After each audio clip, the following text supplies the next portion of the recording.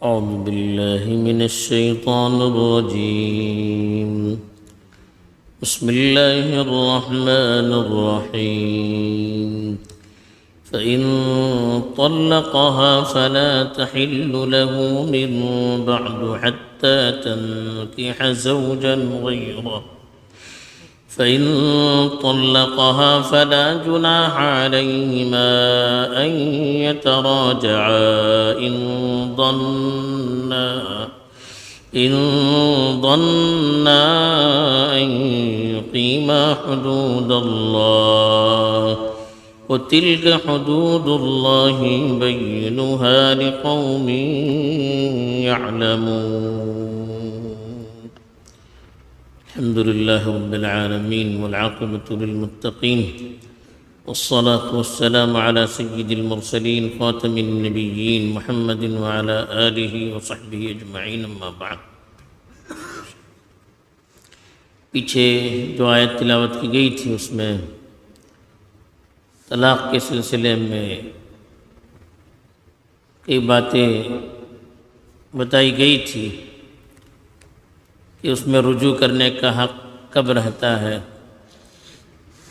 مہر واپس لینے کا حق کب رہتا ہے، یہ ساری چیزیں بتائی گئی تھی. اب جو آیت تلاوت کی گئی ہے اس میں 3 طلاق کے بعد کا مسئلہ ہے. پیچھے بتایا گیا تھا کہ 2 طلاق کے بعد رجوع کا حق رہتا ہے، لیکن اگر کسی نے 3 طلاق کسی کو دے دیا،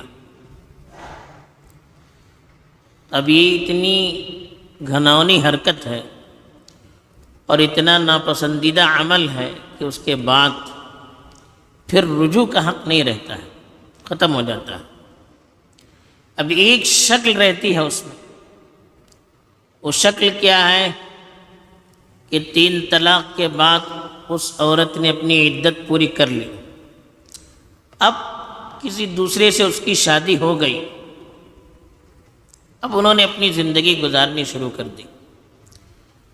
اب وہ شوہر بھی اتفاق سے مر گیا یا اس شوہر نے ان کو طلاق دے دی صحبت کے بعد اور اس کی عدت بھی گزر گئی. اب اگر دونوں چاہیں تو پھر دوبارہ نکاح ہو سکتا ہے. یہ ایسا عمل ہے جو ناممکن ہے. ایسا نہ ہو کہ اسی نیت سے آدمی نکاح کرے، عورت نکاح کرے یا مرد نکاح کرے کہ ان سے نکاح کرنے کے بعد پھر ہم اپنے پہلے شوہر سے نکاح کریں گے، یا مرد اس لیے نکاح کرے کہ اس سے ہم نکاح کرنے کے بعد اس کو طلاق دے دیں گے تاکہ یہ اپنے پچھلے شوہر سے نکاح کر سکے. اس نیت سے کرنا اس کو علماء نے ناجائز لکھا، بلکہ بعض علماء نے تو یہاں تک لکھا ہے کہ اس طرح سے کرنا زنا کی طرح. حضرت عمر رضی اللہ تعالیٰ عنہ کے زمانے میں ایسا مسئلہ ہوا تو حضرت عمر نے کہا کہ اگر نکاح اس نیت سے کسی نے کیا تو اس کو رجم کروں گا، وہ تو زنا ہے. کہا حضرت عبداللہ ابن عمر بھی کہا کرتے تھے کہ ایسے شخص کو زناکار ہمارے زمانے میں کہا جاتا تھا جو محض اس نیت سے شادی کرتا ہے کہ سامنے والی کو ہم حلال کر دیں گے اپنے پہلے شوہر کے لیے. اس نیت سے اگر کوئی نکاح کرے تو اس کو زنا کے مرادف سمجھا جاتا تھا. اس لیے حدیث میں بھی فرمایا رسول اللہ صلی اللہ علیہ وسلم نے کہ لعن اللہ المحلل والمحلل لہ، اللہ نے لعنت کی ہے ایسے شخص کو جو حلالہ کرتا ہے اور جس کے لیے حلالہ کیا جاتا ہے. یعنی پہلے سے فکس ہوتا ہے کہ اس مقصد کے لیے نکاح ہوگا، تو ایسے لوگوں پر اللہ تعالیٰ نے لعنت کی ہے. تو یہاں اللہ تعالیٰ نے وضاحت کر دی کہ مسئلہ کیا. فَإِن طَلَّقَهَا، اگر شوہر نے اس کو طلاق دے دی، یعنی تیسری طلاق دے دی، اس لیے کہ 2 طلاق کی چیزیں پیچھے گزر چکی ہے اس کے مسائل.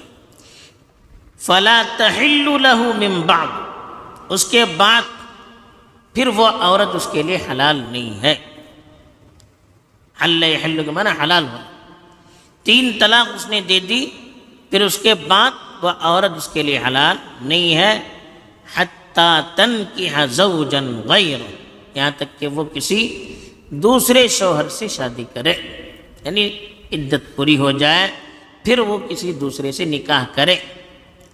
اور حدیث میں آتا ہے کہ خالی نکاح کافی نہیں ہے بس کہ اس سے صحبت بھی ہونی چاہیے۔ یہ اس لیے کہا کہ یہ ایسا عمل ہے کہ یہ ناممکن ہے، آدمی اس نیت سے کسی سے نکاح کرے، کوئی عورت اس نیت سے کسی سے نکاح کرے، ایک شریف عورت کی غیرت بھی اس کو گوارا نہیں کرتی ہے کہ وقتی طور پر کسی سے نکاح کرے پھر اس سے جدا ہو جائے۔ ایک شریف مرد بھی اور ایک شریف عورت کی غیرت بھی اس کو گوارا نہیں کرتی، ایک ناممکن چیز ہے۔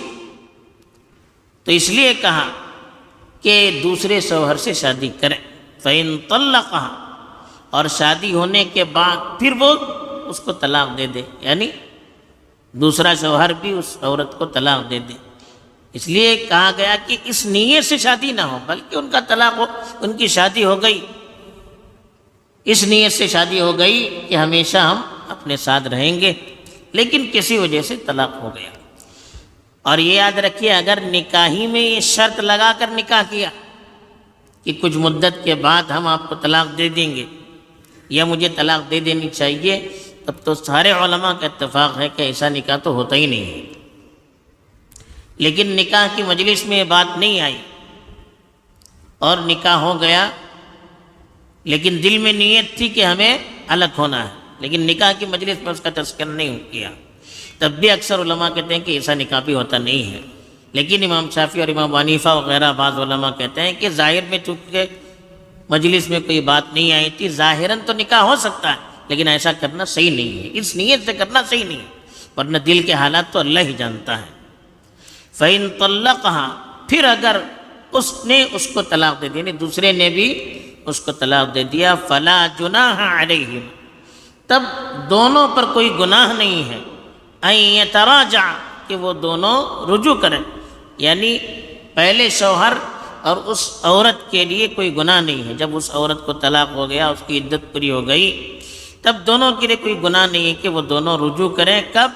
ان ظنا ان یقیما حدود اللہ، جب دونوں کو امید ہو کہ اللہ کے حدود کو وہ قائم رکھیں گے، یعنی دونوں ایک دوسرے کے حقوق ادا کریں گے، دونوں شریعت کے طریقوں کے مطابق زندگی گزاریں گے، ایک دوسرے کو خوش رکھنے کی کوشش کریں گے، یہ اللہ کے جو حقوق ہیں اس کو پورا کرنے کی امید ہے، تب پھر دوبارہ نکاح کر سکتے ہیں۔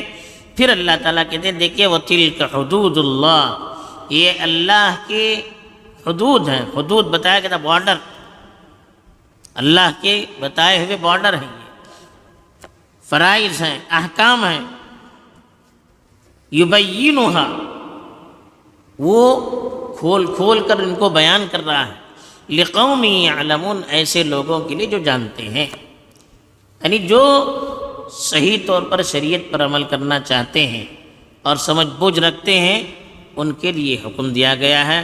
بہرحال جیسا کہ بتایا گیا یہ جو حلالہ کا پروسیجر ہے یہ جان بوجھ کر کرنے کے لیے نہیں ہے، آج کل حلالہ کے مسئلے کو غلط طریقے پر بیان کر کے لوگوں کو گمراہ کیا جا رہا ہے۔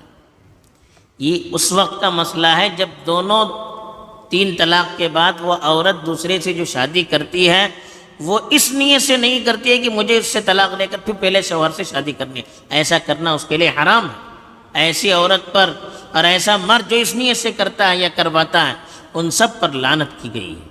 یہاں مطلب یہ کہ ان کا ہو گیا آپس میں رشتہ ٹوٹ گیا، ختم، اب اس نے دوسرے سے شادی کی، اب پھر کسی وجہ سے دونوں الگ ہو گئے یا اس کا انتقال ہو گیا، پھر عدت گزری، پھر کرنا چاہیں تو یہ الگ مسئلہ ہے۔ یہاں جان بوجھ کر اس مقصد سے کرنا مراد نہیں ہے، اگر جان بوجھ کر کریں گے تو شریعت میں اس کی اجازت نہیں ہے۔ بہرحال یہ اللہ تعالیٰ نے اس لیے بتایا کہ تاکہ آدمی طلاق دینے کی جرات نہ کرے، اس کو معلوم ہو جائے کہ اب طلاق دیں گے تو یہ ہمارے لیے ہمیشہ سے جدا ہو جائیں گے، ورنہ پھر لوگ کھلواڑ بناتے ہیں، نہیں رجوع کر سکتے نا، پھر طلاق پھر طلاق پھر طلاق، ایسے دیتے رہتے اور شریعت ایک کھلواڑ بن جاتا، اس عورت کی زندگی بھی ایک مذاق بن جاتی اور شریعت میں طلاق وغیرہ کی پھر کوئی اہمیت نہ رہتی۔ تو آدمی طلاق دینے میں پہل نہ کرے، جلدی نہ کرے، جوش میں آ کر کچھ بھی نہ کرے، اس لیے اس طرح کے کنڈیشن لگائے گئے ہیں۔